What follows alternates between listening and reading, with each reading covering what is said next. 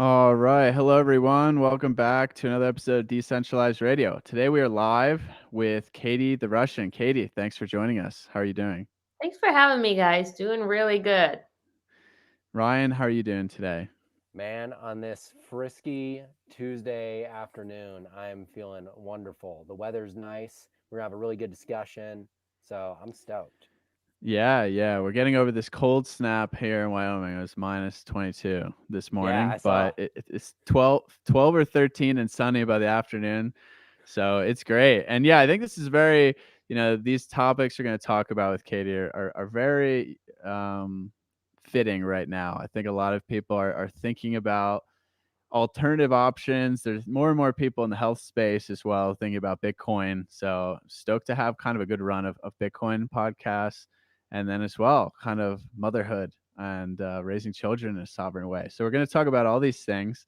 But first, maybe Katie, your backstory. I'm like a little familiar, but it's always good to start with a Bitcoin backstory and how you got into this and how you got into the, I guess, valuing and understanding the value of alternatives from a freedom perspective.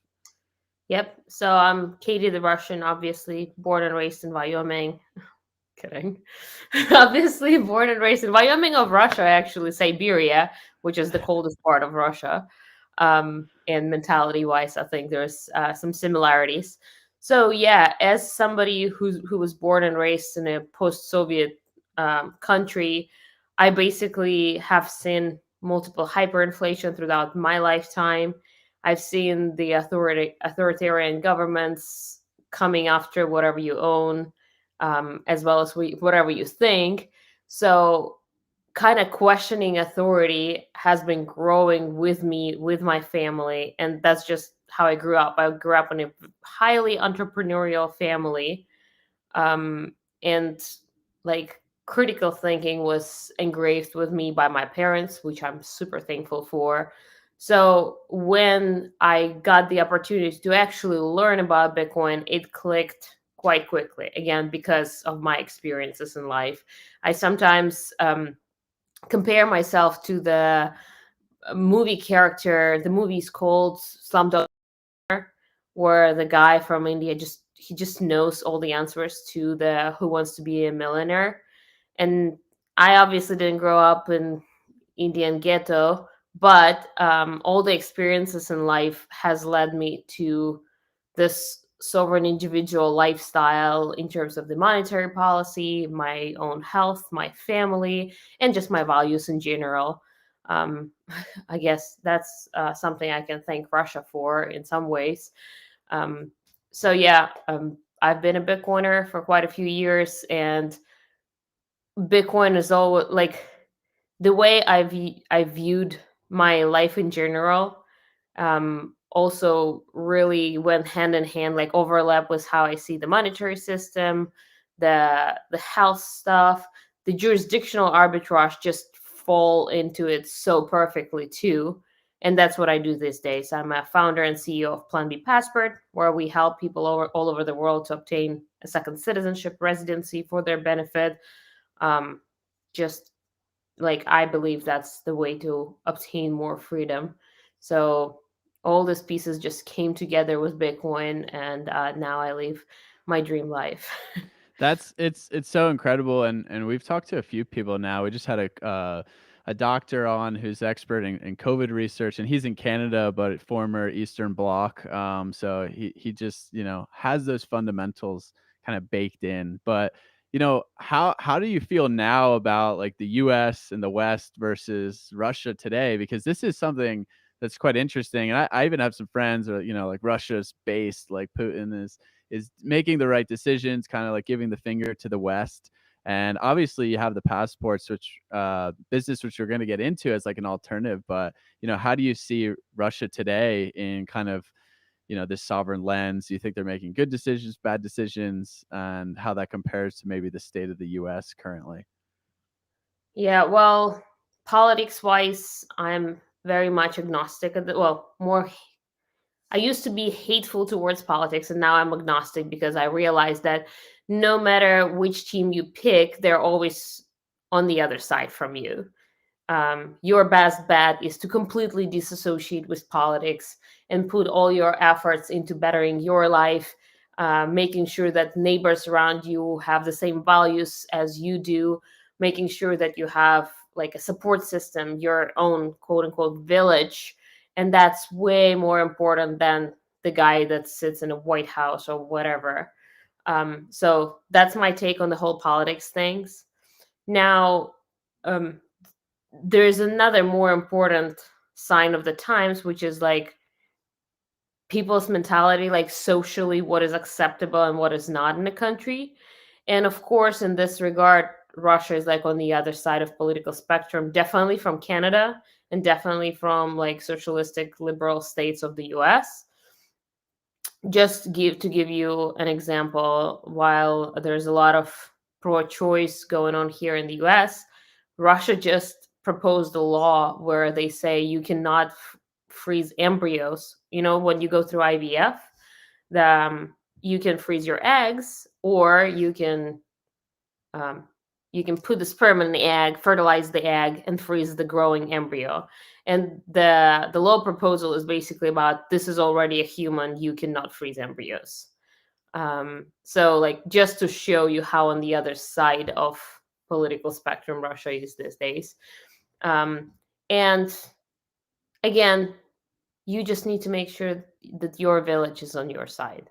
Like, you build around your own, so like, you just find the right village. And I believe that, you know how in Bitcoin network we have the nodes that are running the protocol, and then you connect with other nodes and you make a network. And if you connect with a malicious node, the protocol, like, it's not going to run properly, right? You will recognize that this is a malicious node. So the same way I believe that you build your village, build your tribe, you make sure that you are not a malicious node, that you leave your truth, you leave your, like, you really leave your values. You're not just saying it, etc. And then you find other people that do the same thing, and you connect and you make this network. So I believe this is the way. And then just unplug from malicious nodes. Yes, they will be in any country in the world. They're everywhere. Unfortunately, you're not safe to escape anywhere, but it is on you to just build this perfect tribe. No, I couldn't have said it better. Interesting, when you were talking about your background, because it sort of makes me think of my background in the polar opposite direction, almost completely opposite. And it's been very interesting over the last couple of years coming to this place, where we can all sort of have this conversation with sort of a unified message. Because from where I've come from, I I probably would not have had these ideas around self-sovereignty or financial freedom with Bitcoin without having the health struggles I had. And that seems to be where all these things, this sort of trinity meet, like finance, freedom, and health. And it's super fascinating because I was telling Tristan pre-show here that I really never thought of autonomy as being an issue of freedom, of being sort of in an enslaved state within some place like the United States. Because when you hear, like you were saying, when you were talking about politics, I totally agree that we're sort of wasting time on optics, when we could be focusing on other things, that have a lot more valid concern. I think a lot of it too is optics, right? It's sort of pushing the focus into other areas where you cannot have control, and that sort of leaves them in control of you, meaning like people within government, like centralized systems and stuff like that. So one question I sort of wanted to ask you, because I never really thought about it until I found out we were going to have a discussion with you today, and I don't know why I didn't, because it's a very obvious thing to think about, is like this idea of having multiple passports, like being able to get out of where you're at. Because when we talk about like things like CBDC, and fiat currency and stuff like that, you can see how, and I see it every day with friends and family that I know, that they're stuck where they are financially. And it's not just because they don't have enough money, which is of course part of the issue, but it's that the money doesn't move anything outside of where you're at. And that's the true enslavement that we all face, is like that entrapment of, not only do you have no money maybe, but the money that you do have almost has no value anywhere but the state you are in. And so it's sort of this catch-22. And so but I never, and that goes to autonomy. And so I'd love for you to sort of dive into like the importance of it, like how you came about thinking that. Obviously your background plays a big part in it, but I'd love you to kind of get into that, because it's a area of discussion that I never even really thought of until I got familiar with you and your work. Yeah, absolutely. So the name of my company is Plan B Passport. People usually understand relocation, and that comes with their own reasons. But I'm a big proponent of having the optionality, and that's freedom. If shit hits the fan in your country, in your state, and you have this exit strategy, the hedge in place, you can just pick up the things and leave, right? And this optionality is like, I think this is highly important. If you look at the last let's say 4 generation of America, probably more than 50% will tell you, yes, my grandparents or my great grandparents or my parents had to flee their country, right? So it's just historically necessary to be able to pick up your things and go if you have to. And now, seeing what's going on in the world, the war is taking place in places you might have not expected to break out. And in the US specifically, the two-party system keeps driving each other further and further from the center. It's almost like they want civil unrest. It's almost like they're pushing us. They always highlight the biggest differences and completely miss out on any similarities between the two thought leaders, whatever. So they want us to hate each other. They created a whole showbiz out of it. And it's election year, so I'm seeing a spike in American clients just like making sure they have this exit strategy. They don't want their sons to be mobilized for a war they didn't pick, they didn't choose. They want to just be able to leave. And I believe that's huge. And I left Russia a while ago, right? I've been in the US for almost 8 years. And now I'm thinking, even if I didn't leave back then, I probably would have left by now, just because again, like, you're being forced out of Russia quite heavily these days. Like, the exodus is huge because we're no longer part of any monetary system other than Bitcoin. We can no longer travel. Like, Russian citizens are not welcome basically anywhere. It's super hard to get visas.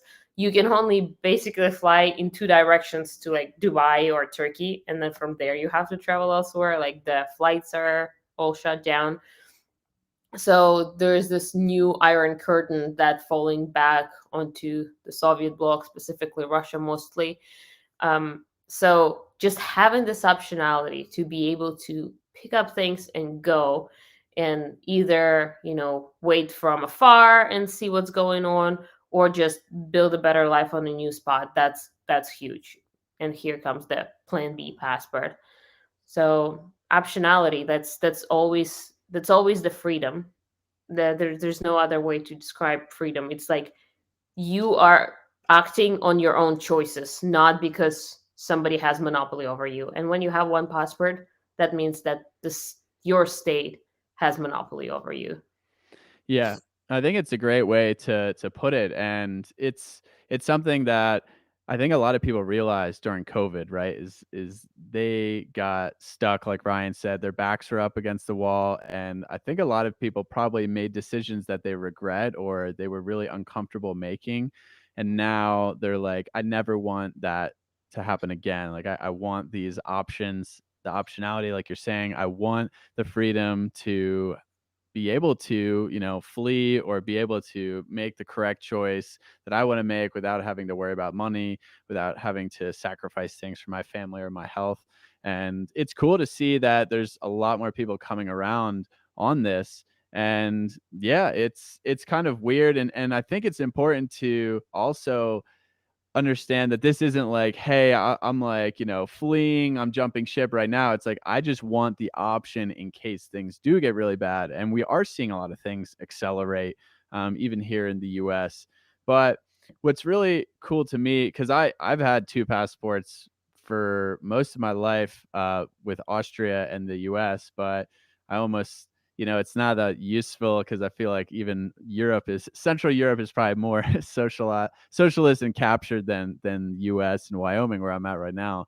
So how does this all work with, at a high level? And we can dive into it with getting other countries' passports. Is there certain countries that are just really, looking for more citizens, more sovereign people with money to build up their economy? Like, how did you go about kind of finding the right countries and working a system that really makes sense for people and is also kind of feasible? Maybe you don't have to like physically move there and live there 365 days a year. Yeah. Just want to make one more comment regarding the choices that we made during Yeah. COVID times when we were pushed to the wall. When things like this happen, it's a state of a crisis. In a state of a crisis, you mentally don't operate based on your own principles. Usually, you're being forced to make a choice that you wouldn't normally make. Like that's basically the definition of a crisis in a mental health world. So when it comes to sovereign individual theses, your whole goal is to make sure that in a moment of crisis you have other plans in place, right? You know how to hunker down. Like all the prepper mentality comes with have plan in place so you can avoid the crisis, the state of crisis. So same happened with like COVID. You were forced to take the thing you wouldn't otherwise take, while sometimes all you had to do is like wait out a crisis because all the corporations, like, they were requiring the thing for like 6 months and then, oh, we don't care anymore, it was all for politics. So like waiting out, being able to wait out this crisis is the prepper mentality that has to be in place. So that's where the plan B passport comes into place. Now, in my company we mostly work with citizenship by investment. Basically, it means that you don't have to relocate to the country, you don't have to have special abilities, you don't have to like go through any immigration special policy other than you invest in a country's economy or you donate money into country's economy, and then on this basis they grant you a citizenship of the country. Now, like, this is the ideal scenario. This is a pure capitalism applied to state services.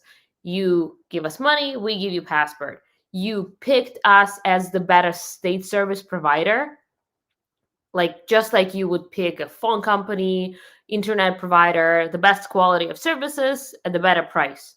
You picked us as your new state. You're welcome here as long as you pass the due diligence. But not very many countries in the world offer this. So currently, the leaders of the market are Caribbean islands. They've had this program since 80s, and it's like you donate 100 or 150 grand into our economy or like national growth fund, you pass the pretty thorough due diligence. Like they will find stuff on you if you have some criminal background, and you prove that the money for this donation or investment came from legal sources, who are the judges, of course. But and on this basis, you obtain a citizenship. You don't have to relocate. You don't have to even visit one of those islands. Everything is done remotely. You just submit the paper. We submit paperwork on your behalf, and 6 to 12 months later, you get a passport in the mail. So I have a big hopium. And if you read Sovereign Individual, the book, they actually do talk a lot about it at the end of nation states through basically capitalism evolving from programs like this, because now we have this competition between jurisdictions for the fruits of your labor, for your capital. They want you to come and build things.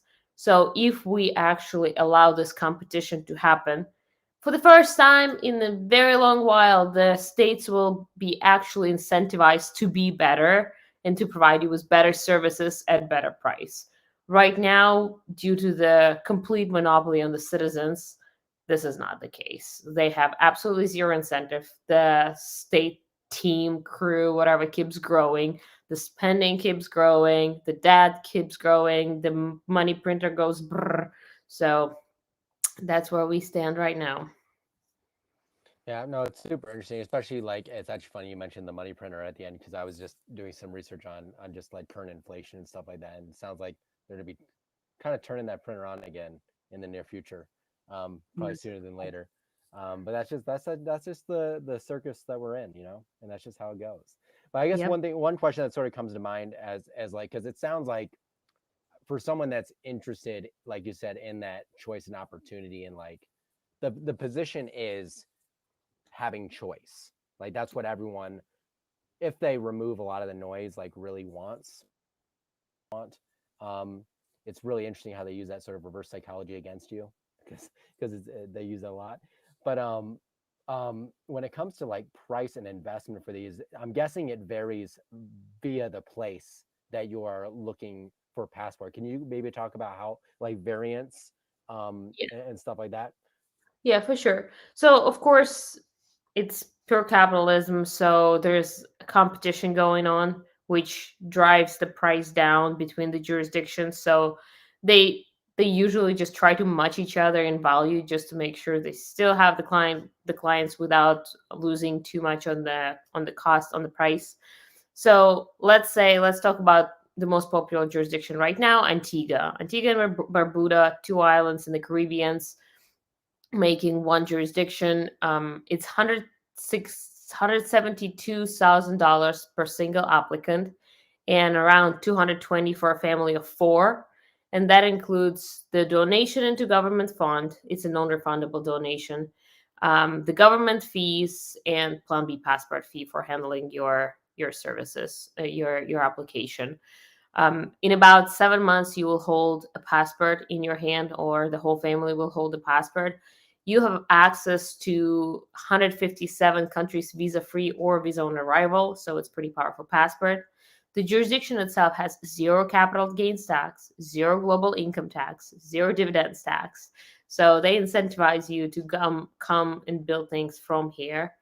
Um, yeah, that's honestly the most popular jurisdiction. Now, another one that is on the other side of the world would be Turkey. Interestingly enough, Turkey is going through a complete shit show politically.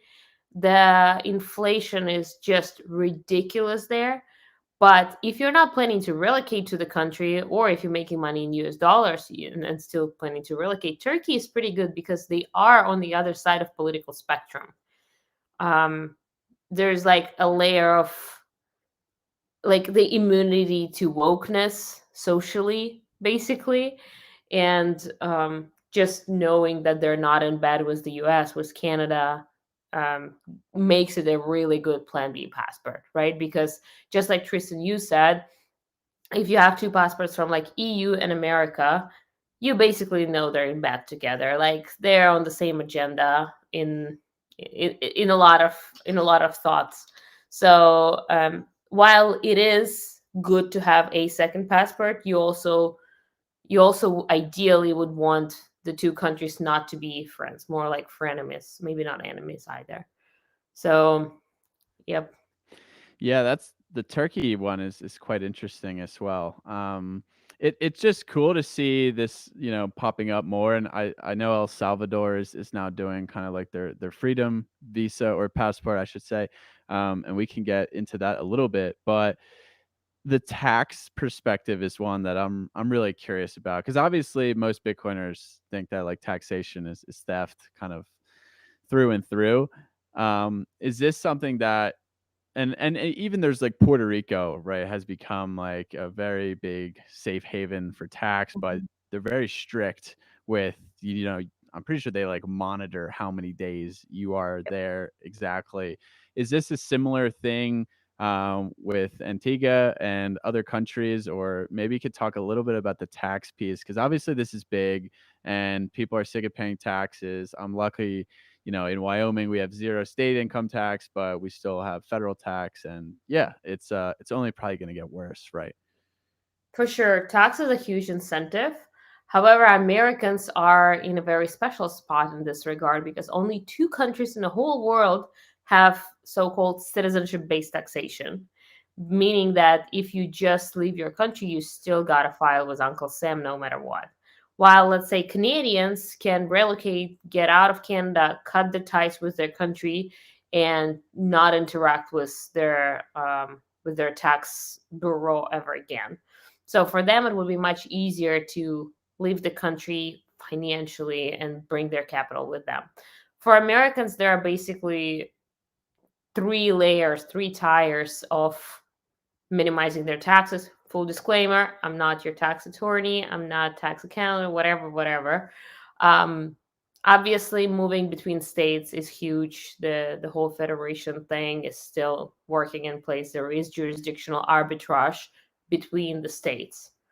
Now, the second layer is basically Puerto Rico, specifically interesting for those working on capital gains taxes because their capital gains are between 0 and 6%, depending on a short-term or long-term capital gains. Now, just like you mentioned, the reason behind it, by the way, is Puerto Rico is not a state. So it is U.S. territory, but it's not a state yet. It's soon. So as of now, they have their very special tax regime, but as you mentioned, they're very specific with who is considered a tax resident of Puerto Rico. And again, it's not more Puerto Rico, it's the mainland that cares. Because if you have a house in California and you come spend 3 weeks a year in Puerto Rico, like California is going to want to milk you. Taxes are the price we pay for not being thrown in jail. So, the civilized society thing. So that's option number 2. And the third tier, which not many people are ready for because America is still full of opportunities. It still has this mental freedom loving thing going for a lot of people here. And I'm in Texas. I definitely feel that here. I feel like a lot of people are on the same wavelength with me, and that is very important to me. So some people are willing to renounce their U.S. citizenship, go through the whole exit tax thing, and just become a citizen of another country. And in this scenario, the Plan B passport becomes their Plan A, and then they just also need to choose the country to live in. Yeah, those are great points. And yeah, we're here live on Decentralized Radio. Quick promo break. And if anyone has any questions for Katie, please put them in the chat. On the YouTube channel, we will answer them, get them relayed over at the end. But yeah, this podcast is brought to you by Wyoming Based, which is a 100% natural fiber apparel brand based in the United States. We now have 100% wool beanies and sweaters available for pre-order. I think I have one right here if you're watching the video. We are really proud of this, and check us out at wyomingbase.com. We will have more apparel coming soon, but bringing back manufacturing and removing woke marketing from the outdoors apparel industry. That's our goal, and now let's get back to the show. Man, it's like you've done that before, Tristan. I like it. I felt like I was on a radio show. It'll get better there, but yeah, it's fun. I thought I was so campy in the best way. One thing I actually was curious about as we're talking about that is because actually I did know that about Turkey before you started talking about that. I found that super fascinating.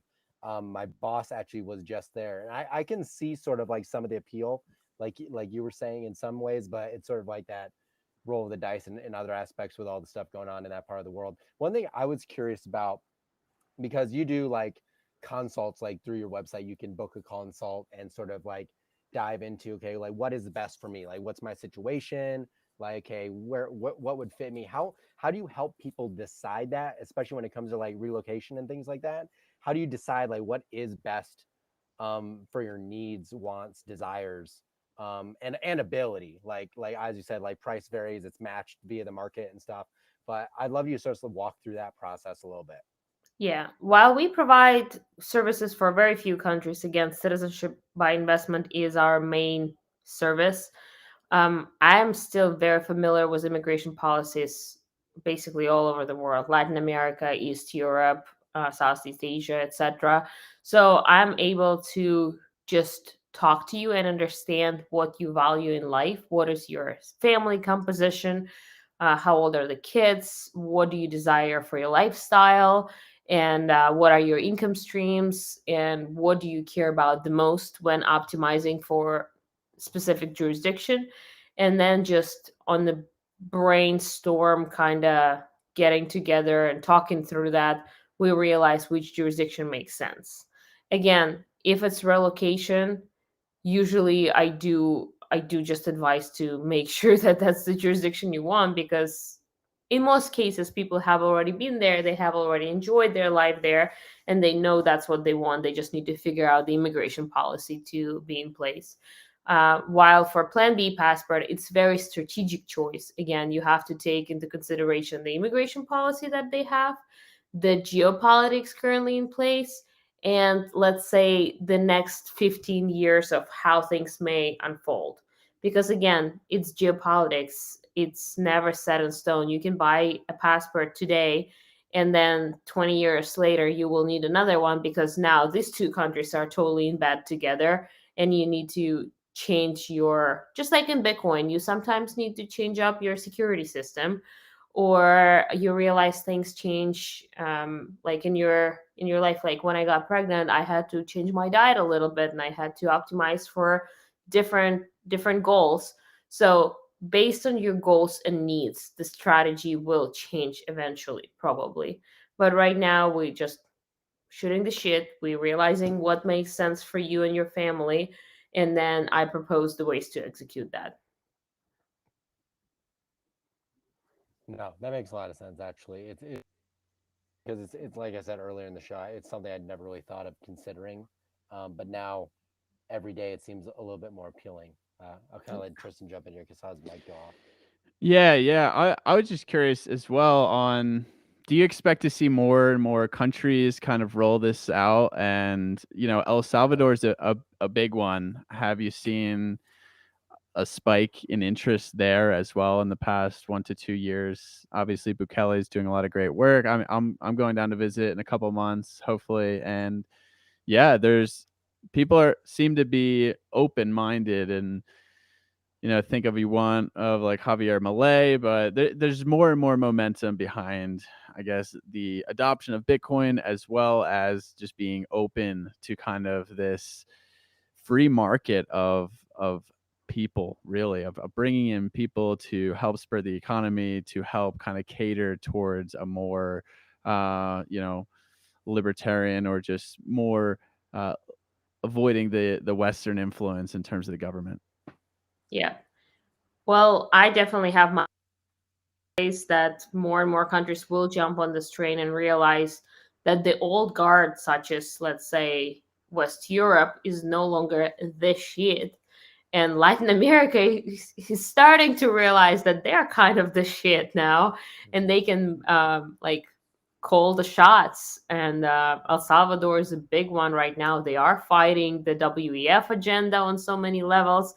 And now they totally rolled out a Citizenship by Investment program, which you also need to understand. When country launches Citizenship by Investment program, they are raising concerns within their treaties, right? So every country has treaties around which with whom they have citizenship, with whom they have visa-free access treaties or double taxation treaties. So now you might start losing those treaties, and that's the big concern that Latin American countries have, because some of them have pretty powerful passports, and they don't want to lose that for their citizens, like naturally born citizens. But as of now, again, EU is losing its power, while Latin America is becoming more and more interesting for nomads, for entrepreneurs, and they are starting to change their immigration policies. So El Salvador launched their freedom visa, which is actually truly citizenship by investment program, citizenship by donation. The price is barely competitive with anybody else on the market. They're way more expensive than Caribbean islands. They do have a pretty good passport. Again, visa-free access to EU, visa-free access to some East European bloc, all of Latin America, basically.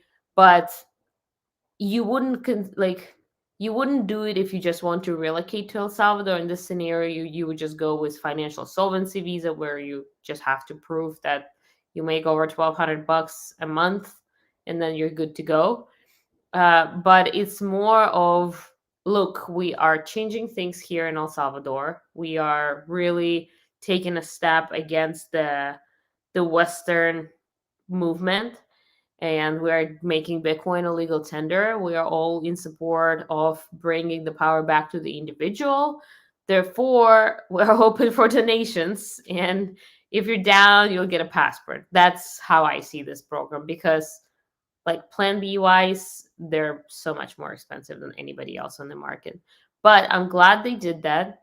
So far, we haven't seen any hate from Brussels and their convention BS there. I wonder if so Davos is taking place right now as we speak today. I wonder if somebody's going to bring up El Salvador and discuss that in Davos. I would be very curious to hear that. Because I'm sure it will raise concerns. But I'm glad to see that, definitely. Yeah, that's what I kind of got from reading that, because it is, what is it, like $1 million? It's quite high, but it's hey, there's some people who have money and they want to be a part of kind of bettering a country, and obviously Bukele has done a lot of great things, so I think it's great, and I think it's optionality again, and it shows that they're looking for people who want to be a part of the movement.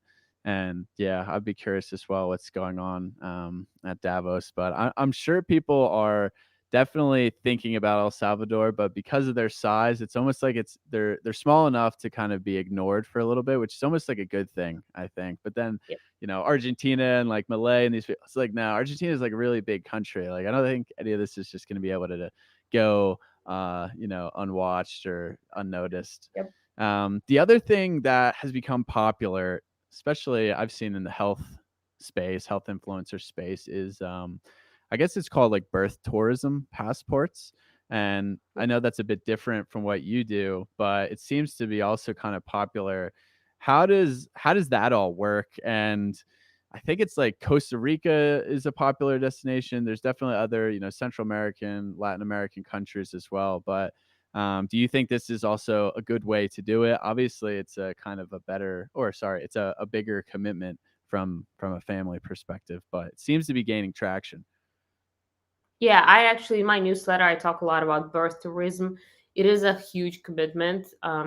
The most popular jurisdictions are Brazil, Argentina, and Mexico, I'd say, simply because they're the shortest path to citizenship for parents as well. The child gets the citizenship right away based on the birthright. But in Brazil, all you have to do is stay for another year as a parent and you get citizenship too. Argentina, more like 2 years, Mexico, 4 years. Now, you do need to be a little crazy because when in childbirth, you optimize for the least amount of stress and the most peaceful experience, I would say. And now you're moving to a country where you don't know what's going on with like policies, home birth policies, especially like if you consider that, you you don't know how to fight the local medical system, which that's what a lot of women who want natural birth have to do. You basically have to be able to advocate for yourself if you're in a hospital setting, and you just need to stand your ground very strongly. Unfortunately, that's what's happening um, in the birth system these days. So if you are willing to do that, I would strongly consider those three jurisdictions that I mentioned. And again, there's always an alternative there with unmedicated birth, with having an autonomy over your own birth story. So I think it's pretty cool. It is much cheaper in some ways, but it require full relocation. Yeah, I mean, that actually makes a lot of sense. That's actually funny because I was having a conversation about this topic with a friend of mine the other day, but I didn't even think about bringing it up. So I'm actually glad Tristan did, because it's an interesting one. That's like a rabbit hole in of itself. But actually, For sure. it's actually a really good transition, as Tristan was telling me a second ago, to like you're going to be a mother again. And so, what does it mean to you to be like a sovereign mom?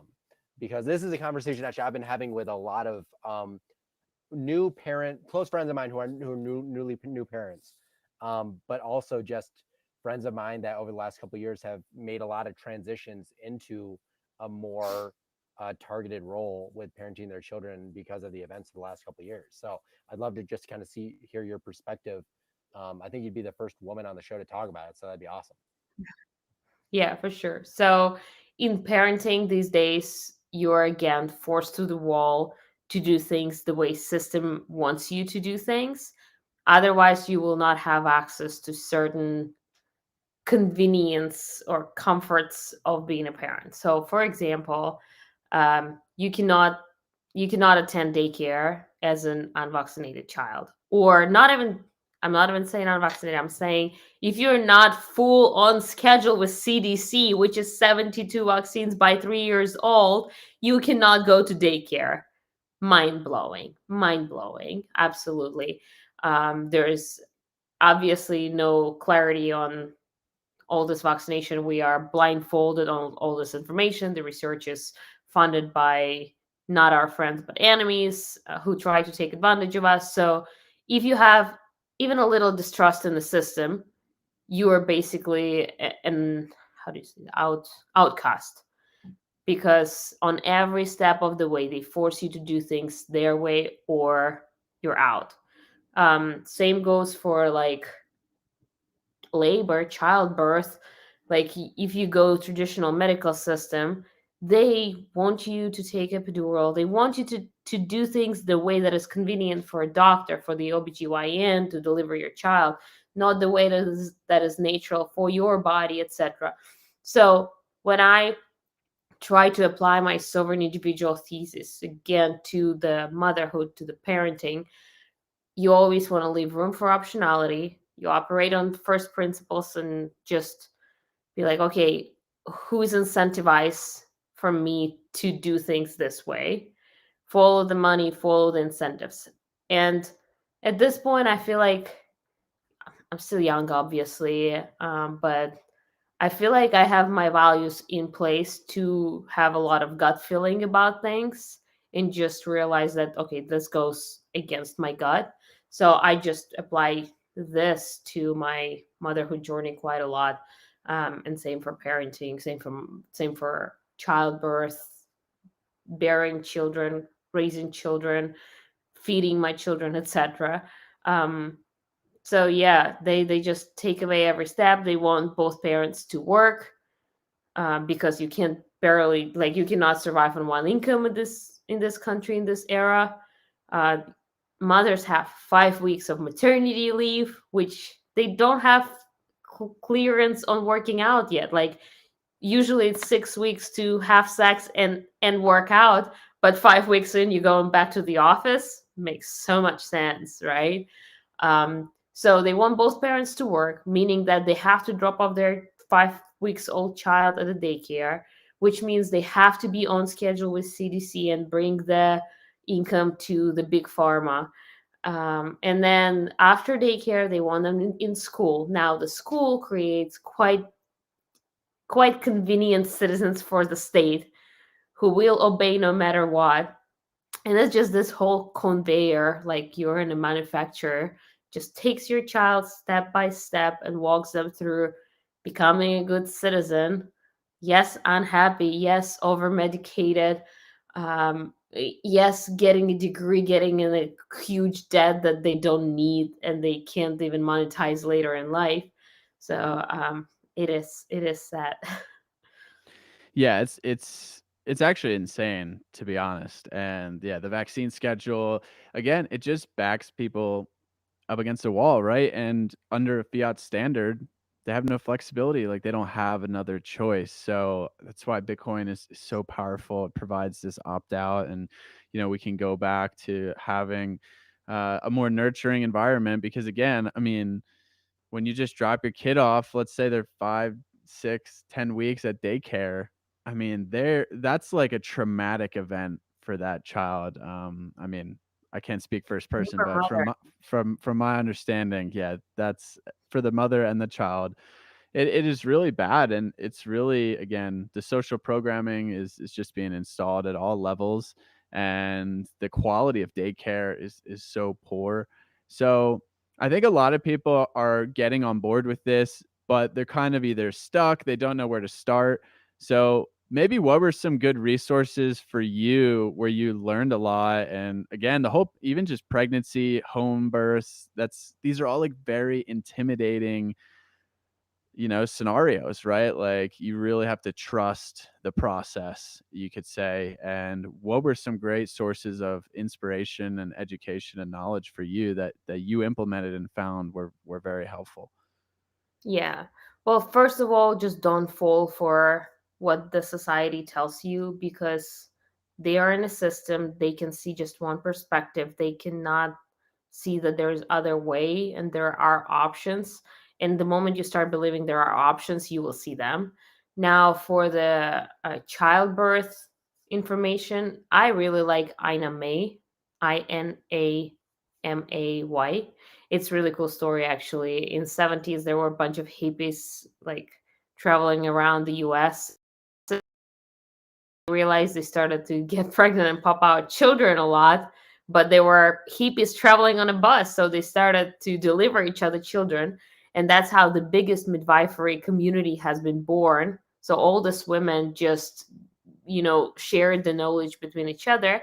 And then later on, they were actually able to make some money and buy a huge farm in Tennessee, I believe.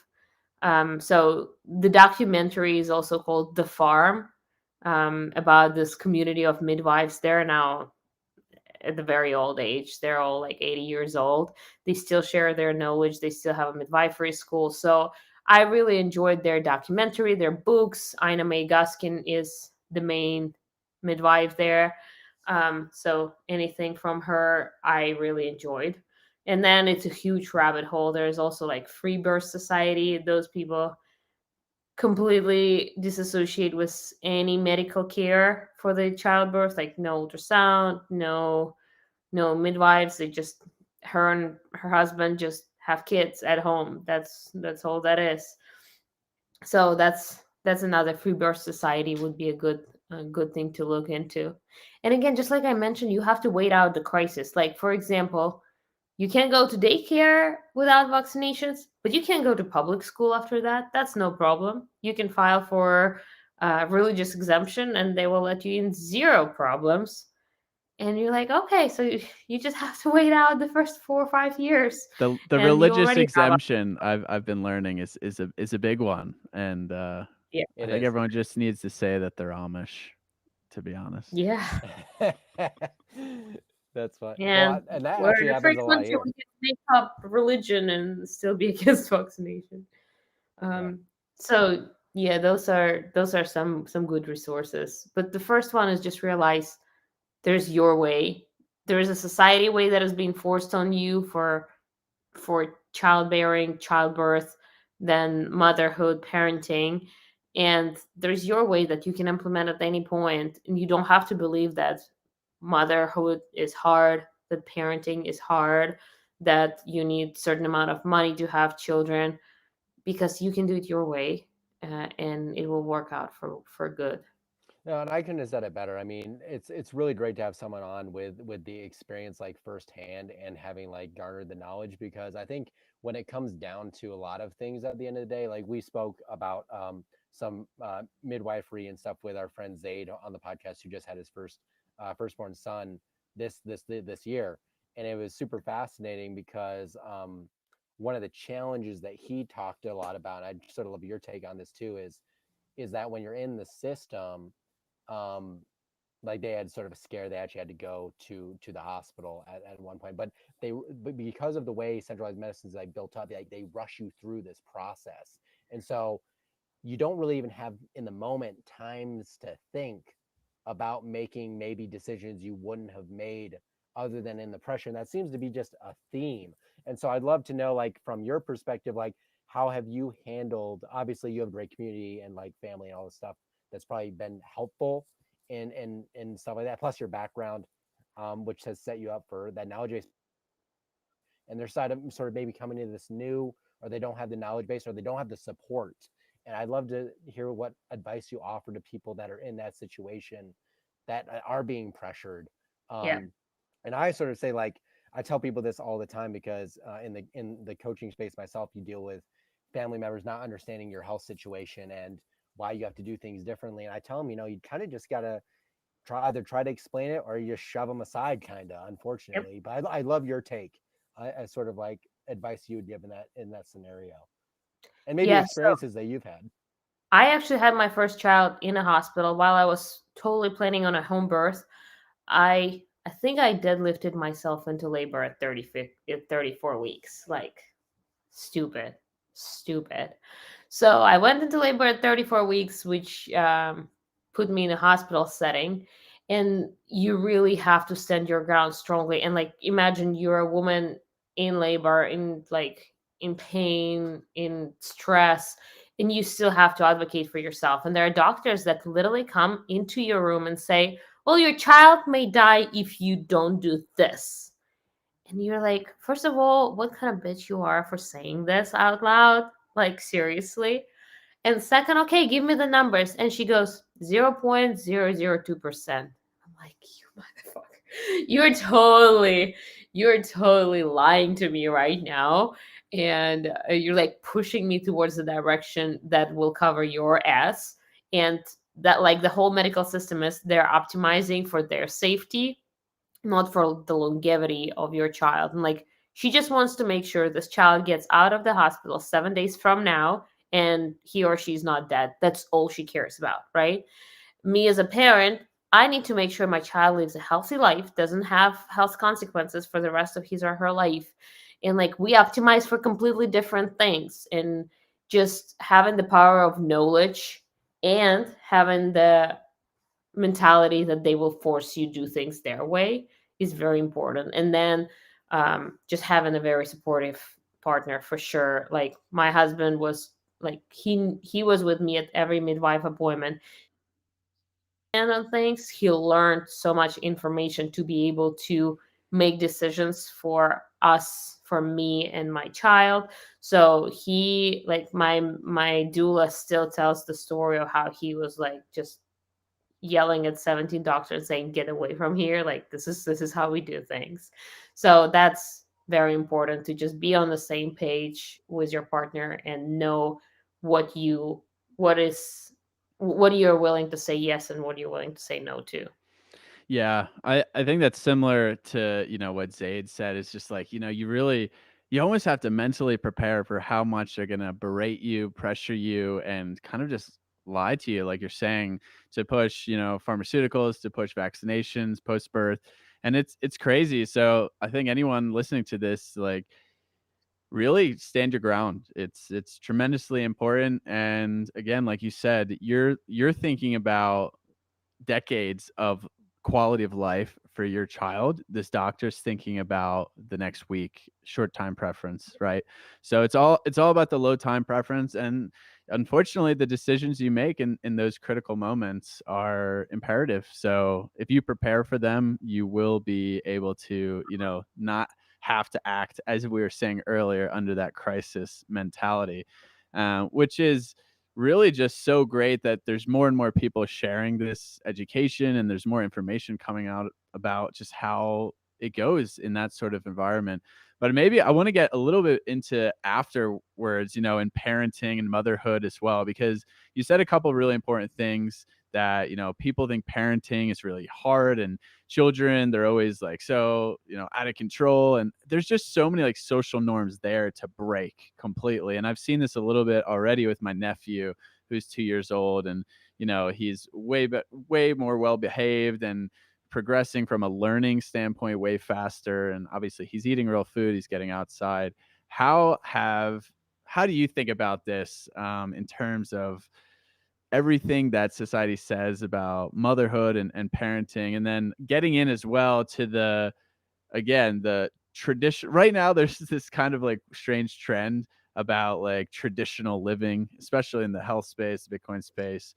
And obviously you're a mother, you're pregnant again, but you're also running a business as well. So kind of like the modern sovereign mother is really, I think it's a totally different thing than anything else in the past. And it has to be, because we're in a different environment, Yeah. right? Well, the biggest part of making your parenting easier is health. 100%. I can I cannot imagine how difficult it must be to have a hard recovery postpartum. That's the first thing. Like I I walked 6,000 steps the next day after I had the baby. I again stupid. I was deadlifting 4 weeks postpartum. Like I just run a marathon the next day after I had the baby. My recovery was just boom. But I was also nourished by my in-laws and my community with like best beef stews every day postpartum. Just really great stuff. Um, and and then you just need so much energy to be a parent, honestly, because you still have to take care of yourself, take care of your spouse, take care of your children, take care of your business, and the energy levels that come with you being in good health is huge. Once your energy levels drop, like something will get out of hands for sure. So that's a big one. And then a lot of this natural living is making it much easier because like I breastfed my child until he was 20 something months, and breastfeeding is so much easier than any kind of formula BS thing because there's no bottles. There's like part of your body that is literally with you all the time. You can get on a plane, you can walk around, your child will never go hungry, and he gets the best nutrients there is. Like nothing can replace that in the world. So by breastfeeding, I made my life and my motherhood so much easier, again because I didn't have to put him in a daycare where he would be away from me. I would lose my milk because I'm not breastfeeding during the day. Like that's just made it much easier.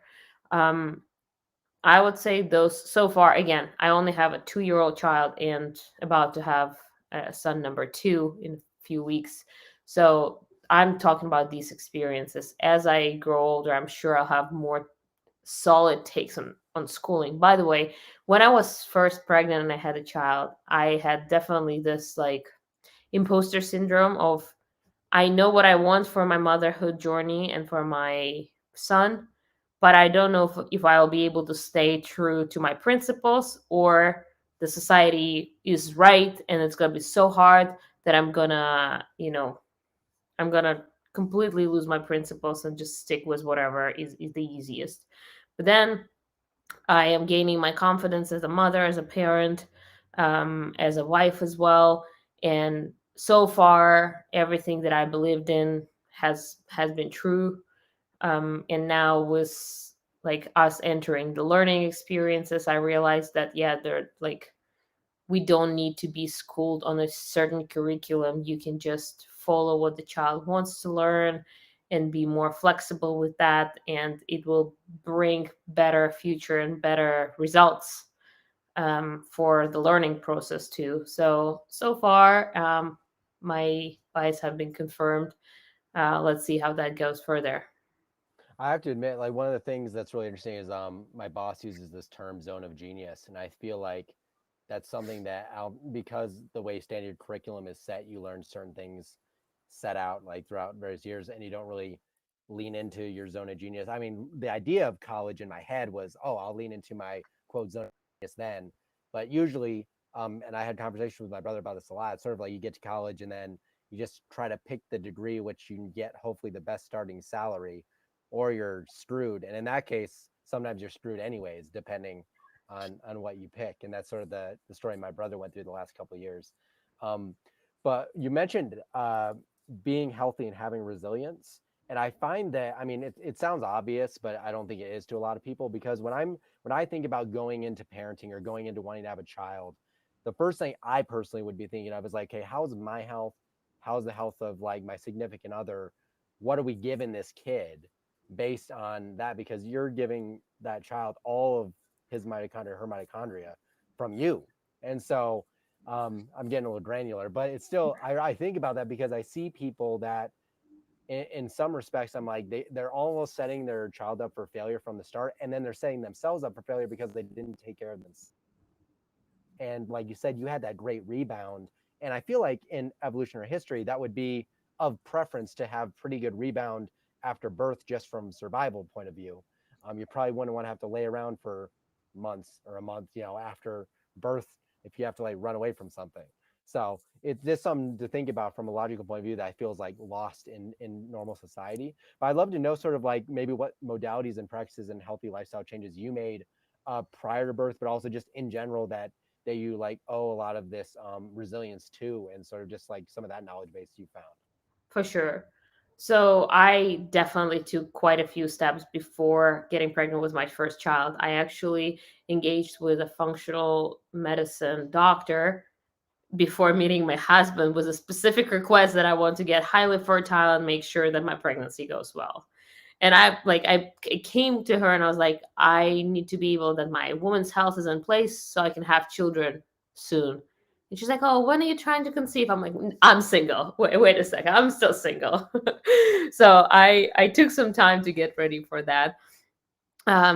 So if I were to start preparing for pregnancy right now, I would reevaluate my workout routine because I do believe that childbearing women or like childbearing aged women should have a little different workout routine than those who just optimizing for the best body, let's say. Definitely, my physical routine has changed a lot. I also would get done all the blood work, and not just the blood work that your regular doctor gets done, but like a full panel on everything, like from hormonal perspective to thyroid to like minerals and stuff, like all of it, everything you can get your hands on, and then optimize for again the best performance. And by the way, never look at American blood work range because those are optimized for sick people. Like, go find functional medicine ranges. They're going to be completely different from what you see in a like Quest Diagnostic in the US. What they tell you is normal. It ain't normal at all.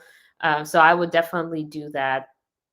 And then, yeah, just be very consistent with your diet, with your workout. Just consistency is a key for sure.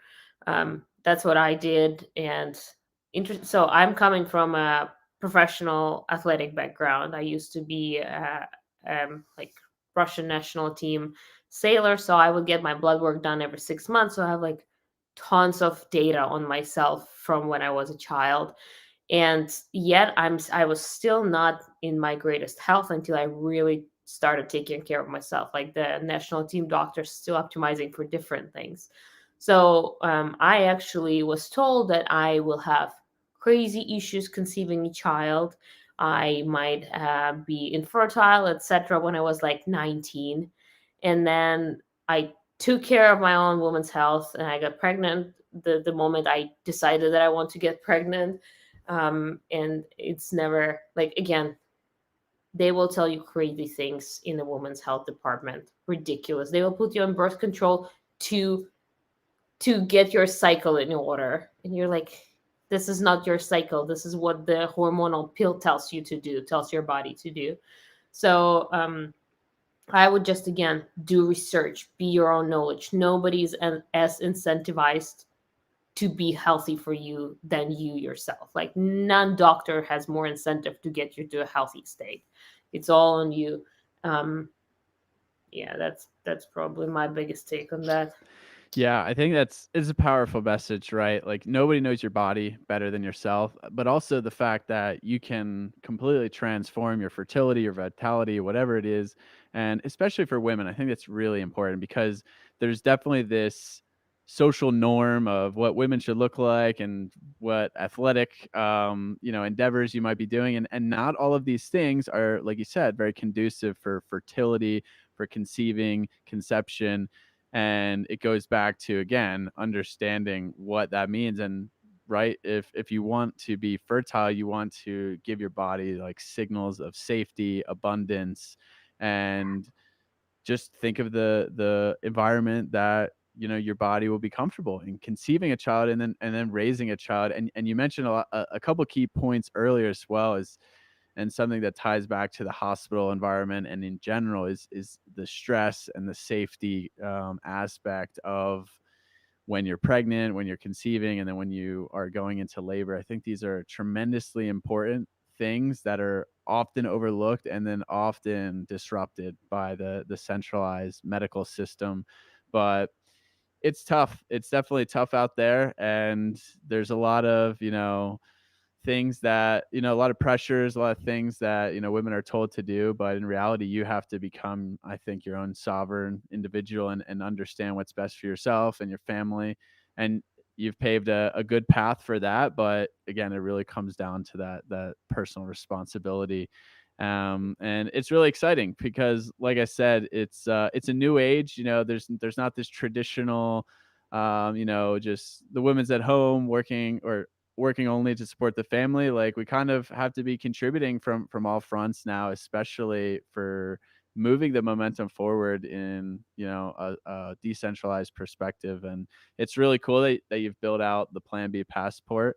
And yeah, we appreciate you coming on. If anyone has any questions for Katie in the chat, please enter them in now. But I guess what are you most excited for as we kind of wrap this up, about, parenting, about childhood, about your second birth, how you're doing things differently? What are you most excited for, and what is been the biggest pleasure of, having a family? It's pure magic. Having a husband, having a family is literally the best thing in the world. I did not realize the happiness. Like, I always consider myself a very happy person, but the level of happiness has increased significantly with me getting married and starting a family. I think this is the optimal way for humans to live. This is how we can really have the most amount of happiness in life. um, and just don't compromise. Like, you know exactly what you want. Make sure to put effort into, like, sorting through what are your own wants and needs versus what society told you.